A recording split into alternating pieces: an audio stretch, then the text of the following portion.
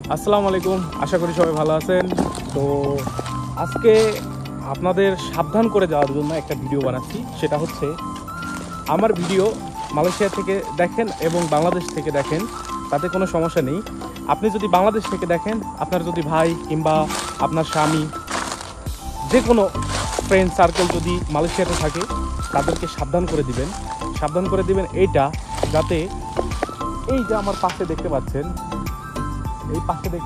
এটার নাম হচ্ছে মালয়েশিয়াতে বলে লঙ্কার, অর্থাৎ হচ্ছে বাংলাতে বলে ড্রেন। যেখানে ময়লা আবর্জনা পানি যায়, এটা মেন পয়েন্টটা হচ্ছে এইখানে কিছু বাংলাদেশি আছে, তারা করে কি, আপনার ছুটির দিনে তারা এইসব জায়গাতে তারা মাছ ধরতে যায়। দেখা যায় তেলাপিয়া মাছ, মাগুর মাছ হাবিজাবি পাওয়া যায়। তো তারা কি করে, এইসব জায়গাতে গিয়ে মাছ ধরে। মেন বিষয়টা হচ্ছে এইসব জায়গাতে মাছ ধরা যে কত রিস্ক, একমাত্র মালয়েশিয়াতে যারা আছে তারাই জানে। কারণ এইখানে বেশিরভাগ মালয়েশিয়াতে যে কোনো খাদে কিংবা কোথাও কুমির পাওয়া যায়, বড় বড় সাপ পাওয়া যায়। দেখা যায় অনেক বাংলাদেশি এটা শিকার হয়েছে, কুমির ধরে নিয়ে গেছে, কোনো সাপ কামড় দিতে, দেখা যায় সেই বিষে তারা অনেক লোক মারা গেছে। কুমির ধরে নিয়ে চলে গেছে, খুঁজেই পাওয়া যায়নি তাদের। হ্যাঁ, এরকম পরিস্থিতি। তো আপনাদের আমি রিকোয়েস্ট করব, আপনাদের মালয়েশিয়াতে যদি কোনো কেউ থেকে থাকে তাদেরকে মানা করবেন। এবং আপনারা যারা আমার ভিডিওটা মালয়েশিয়া থেকে দেখছেন, তাদেরকে রিকোয়েস্ট করব, কারো পামে পড়ে, কারো কথা শুনে এইসব জায়গাতে যাবেন না। আমি আপনাদেরকে ভালোভাবে জায়গাটা দেখাই দিচ্ছি। সেটা হচ্ছে এই যে দেখতে পাচ্ছেন, শুধু এটা না, আমি শুধু একটা উদাহরণ দিচ্ছি। হ্যাঁ, এই যে দেখতে পাচ্ছেন জোলার মতো, মানে দেখা যায় আমাদের বাংলাদেশে যেরকম আছে যে বিলের মাঝখান দিয়ে খাল কাটা থাকে, ঠিক সেই রকম খাল।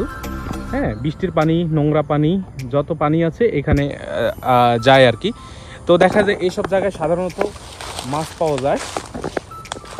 তো এইসব জায়গায় আপনাদের বন্ধু বান্ধব, ভাই যারাই থাকে তাদেরকে মানা করবেন, আপনাদের রিকোয়েস্ট করছি। আমি প্রবাসী হিসাবে আমি চাই না অন্য কারো প্রবাসীর ফ্যামিলি দুঃখিতে থাকুক, অন্য কোনো প্রবাসীর ক্ষতি হোক। এই জন্য আমি সাবধান করে দিচ্ছি। আর যদি আমার কথা বিশ্বাস না হয়, তাহলে ইউটিউবে কিংবা কোনো গুগলে আপনারা সার্চ দিয়ে দেখতে পারেন আসলে ঘটনা সত্য কিনা। বাহ, এই যে কথা বলতে বলতে একটা মানে একজনের সাথে পরিচয় করিয়ে দিই আপনাকে। কথা বলতে বলতে একজনের সাথে দেখা হলো। তো আমি যেহেতু পরিচয় হয়েছি, আপনাদের সাথে পরিচয় করে দিচ্ছি। এই যে ডগি দেখতে পাচ্ছেন, ওনাকে কি মজা করে একটা হেলমেট পরায় দিছে। হ্যাঁ, অসাধারণ। বাহ, যাই হোক, যে করছে ভালোই করছে, সুন্দরই লাগছে। আমি তো দূর থেকে পড়ায় অবাক হয়ে গেছি যে এটা কি, পাশে এসে দেখি যে এই অবস্থা। মাশাআল্লাহ। আচ্ছা, যাই হোক, তো যেটা বললাম, আশা করি সবাই মনে রাখবেন, ভিডিওটা শেয়ার করবেন, লাইক করবেন এবং সাবস্ক্রাইব করবেন নিত্য নতুন ভিডিও পাওয়ার জন্য। আশা করি সবাই ভালো থাকবেন। আসসালামু আলাইকুম।